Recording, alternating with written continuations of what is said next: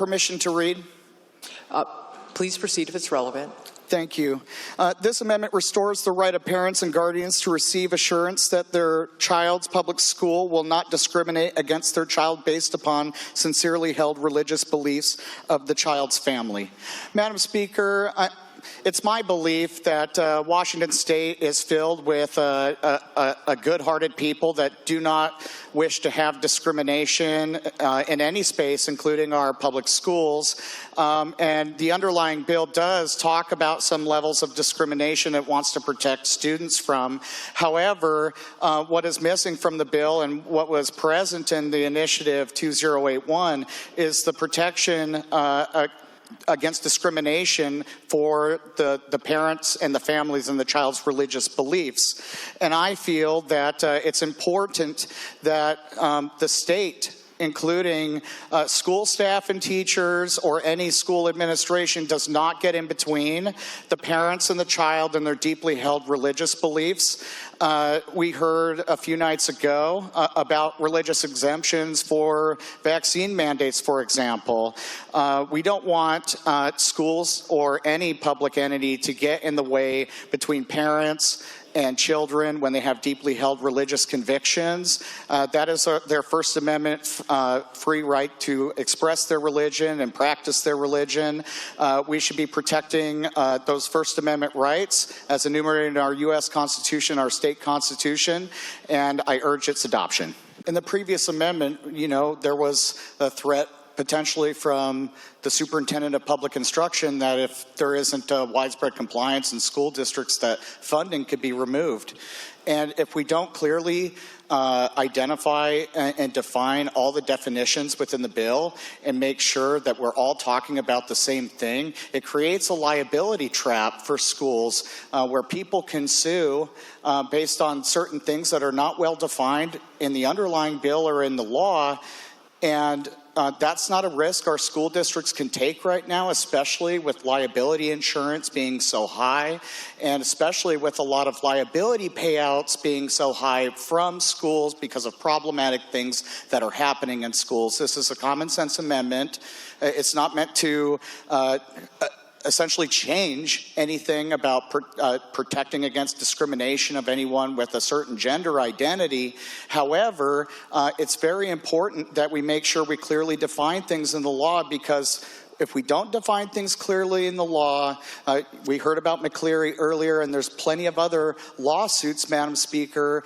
Those things end up in the courtroom and they get litigated to death, and I don't think that our state right now with our budget deficit, and I don't think that our schools with their massive deficits, many of which my schools are in the hole, can really afford to not have clearly defined law and then enter the courtroom and get litigated forever. Please vote yes. I have 4 kids, and one of them, unfortunately, has 3 brothers, and she's 15 years old, Stella, and what I realize about being a dad is that she's smart, she's funny, but she's also more vulnerable, soft, sensitive, and shy. And over the years, as all my kids attend public schools up in North Mason County, she has expressed a lot of different concerns about the bathroom policies of the North Mason School District, and also sometimes related to who can come into what is traditionally a girl's space, which is one of my deepest concerns, Madam Speaker, is because we fought so hard as a country to protect women's rights, but now it seems like women's spaces are being invaded, including their bathrooms. And she's expressed to me over time that she doesn't feel always comfortable or safe, and whether that be someone of a different gender or whether that be someone vaping in the bathroom, there's a lot of different bathroom policies and that are concerning, but also, sometimes the school has reacted in the past by literally taking off the stall doors in the girls' bathroom because of other actions. And so typically, a women's bathroom has multiple stalls with doors on them. But can you imagine, Madam Speaker, in a middle school environment when when a young girl like my daughter is going through puberty along with other girls in the school, and the school has responded to something like drug abuse or vaping or other, vandalism by stripping the doors off of the bathroom stalls, and then also saying that this is a multi-gendered bathroom. He probably, even if it was a same-sex bathroom, probably wouldn't feel too good about having people watch you. It's not boot camp in the United States Navy, Madam Speaker. I really do hear from my constituents that this is a problem for them. They want to protect their daughters. It's that protective nature. And I'm deeply afraid that we are without taking this amendment, we're sending a signal to parents who are already wanting to disenroll their kids. Homeschool is up, private school is up, and our public school enrollments are down, and it's causing financial hardships. And I just think that we need to adopt this amendment and protect girls' spaces. Please vote yes. I think it's sad that it's not a priority of our state that we're going to help out and just simply collect data when such a large majority of our students and teachers feel unsafe in our schools. And when you look at some of the dashboards that OSPI already conducts, we have some of the lowest amount of hope.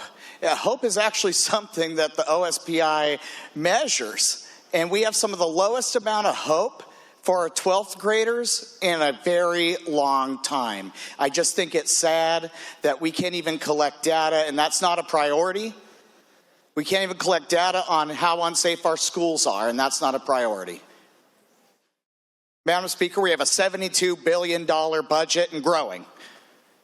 And just simply asking the question, do you feel safe in schools? And then finding out where people don't feel safe in schools so that we can actually do something about it and have some accountability so that people actually can feel safe where they exist and where they learn.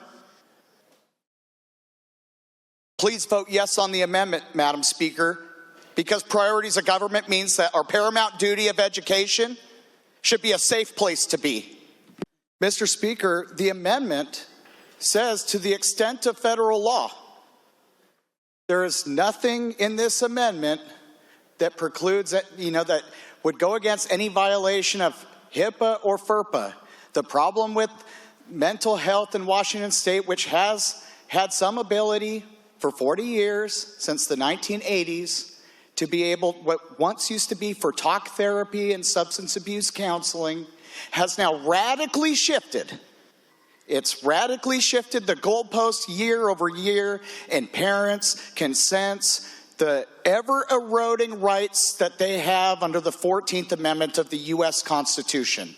Mr. Speaker, parents have the ultimate right for the education and upbringing of their children unless there is abuse and neglect. So unless there is abuse and neglect, and as the amendment says, unless it violates some federal law like HIPAA or FERPA, which already a court has said the Parents' Bill of Rights, Initiative 2081, has not, then this amendment is well in order, and we should, as a state, say that parents have access to their kids' mental health records for not only parents' rights, but also for the safety of our children in this state. Please vote yes. Respectfully asking for a no on this amendment. I do appreciate some of the hard work that was put into this amendment. Frankly, I've seen some of this language before. We do absolutely want immediate notification of our parents and guardians when something bad happens to a child in schools.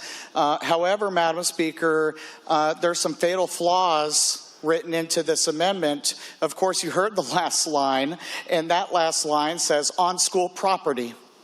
And that's the only place that this particular amendment recognizes. The problem, Madam Speaker, is if there is some kind of sexual or other criminal misconduct by school staff off of school grounds onto a student, this amendment doesn't cover that.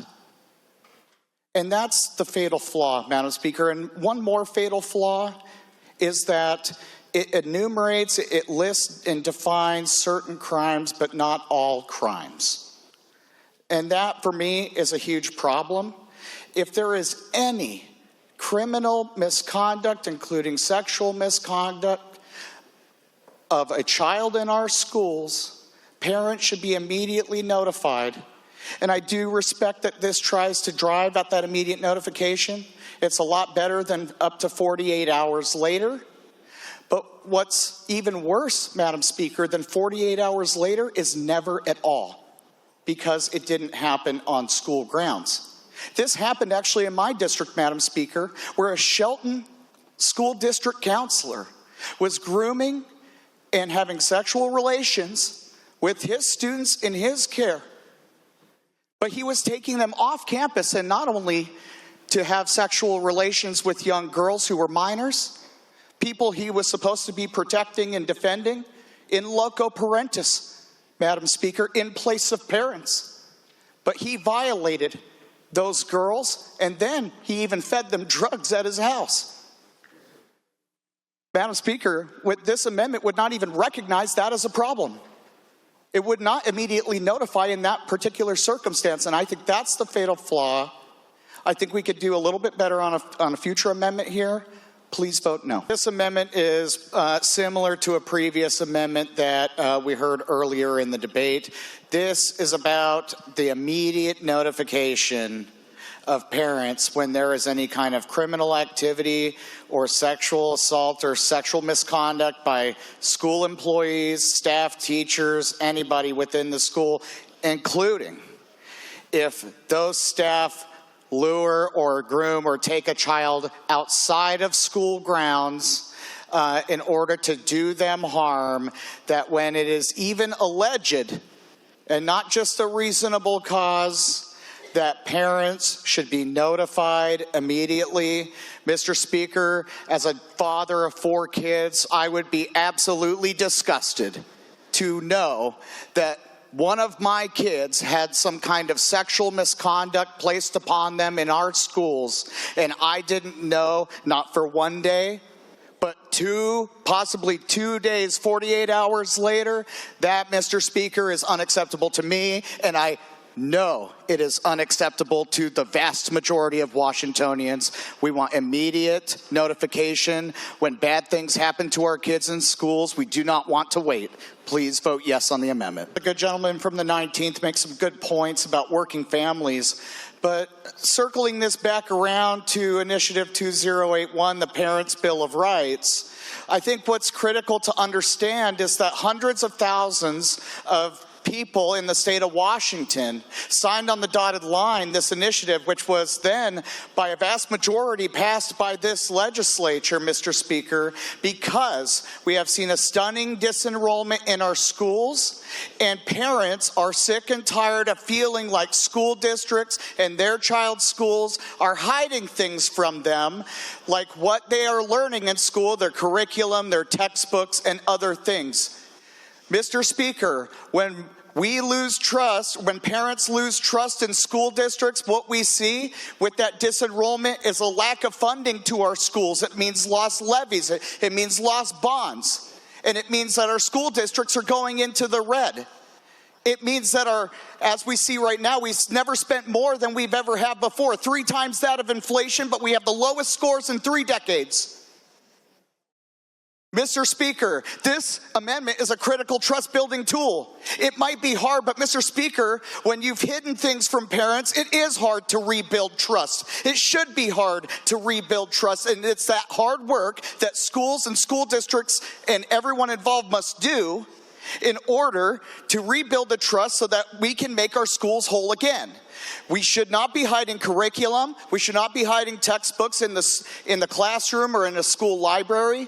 And we should be open and honest with parents. And this does not force anyone. It just says by request. And it doesn't say the individual teacher necessarily has to do it. It says the school district has to do it. Mr. Speaker, it might be hard work to do. And especially in a time where the state of Washington has put so many unfunded mandates into schools that we lost count of them already. This at least would help actually fund our schools when people send their kids back to them because they can finally trust their schools again. Please vote yes. This amendment recognizes the timeline to receive and obtain a parent's child's education records that were established in Initiative 2081, the Parents' Bill of Rights.